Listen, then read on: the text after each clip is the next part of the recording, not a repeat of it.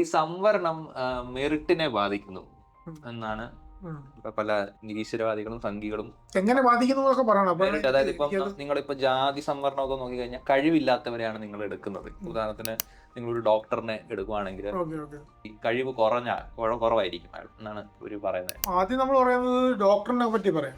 ഡോക്ടറിനെ പറ്റി പറഞ്ഞ വെച്ചാൽ നമ്മുടെ നാട്ടില് ബഹുഭൂരിപക്ഷം ഡോക്ടർമാരും പൈസ കൊടുത്തിട്ട് പഠിച്ച് എടുക്കുന്നു. എനിക്ക് പർട്ടിക്കുലർ എന്റെ വീട്ടിലൊക്കെ ഇതേ കണക്ക് തന്നെ സംഭവിക്കുന്നു. അല്ലാതെ ഡോക്ടർ ആക്കുക എന്നുള്ളതാണ്, ആക്കുകയാണ്. അപ്പൊ പിന്നെ ആർക്കും, അപ്പൊ പിന്നെ എന്റെ അഭിപ്രായത്തില് ഈ സംവരണത്തിലൂടെ വരുന്ന ആൾക്കാരും അവരെ ആരും ആക്കാനില്ലല്ലോ. മറ്റേതിപ്പോ എന്റെ മകനെ വേണേ എനിക്ക് ഡോക്ടറാക്കാം, അല്ലേ? പൈസയൊക്കെ ഉള്ളവർക്ക് ഡോക്ടറാക്കാൻ ഈസിയാണ്.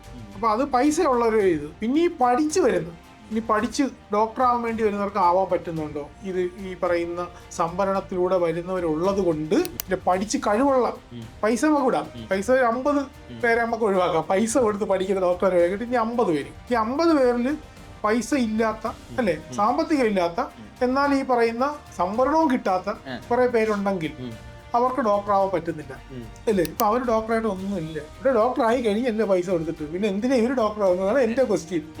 നിങ്ങൾ വേറെ വഴിയിടും. ഇത് എല്ലാവരും ഡോക്ടറാവണമെന്ന് റൂളും ഉണ്ടാവും, ഒന്നുമില്ലെന്ന്. അത് വെറും ശരിക്കും പറഞ്ഞാൽ അതൊക്കെ ഒരു വികലമായിട്ടുള്ള ഒരു സാധനമാണ്. എല്ലാവരും ഡോക്ടറാവണം, അതാണ് ഈക്വാലിറ്റി. നിനക്കൊന്നും വേറെ പണിയെടുക്കാൻ വയ്യ. എന്തെല്ലാം പണിയുണ്ട് ഇവിടെ. ബ്രാഹ്മണര് കുക്ക് ചെയ്ത് ജീവിക്കുന്നത് നിങ്ങൾ തന്നെ കംപ്ലൈന്റ് പറയുന്നു. ബ്രാഹ്മണർ കുക്ക് ചെയ്യുന്നത്, പിന്നെ നിങ്ങൾ അവർ തള്ളി മാറ്റിട്ട് നിങ്ങൾ കുക്ക് ചെയ്യും.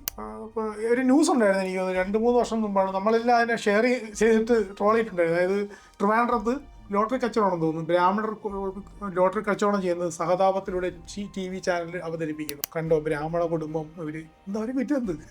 ഇനി ഇവർക്ക് ഭയങ്കര സങ്കടമാണ്. ഓക്കെ, അവര് ഡോക്ടർ പഠിക്കാക്ക്, നിങ്ങൾ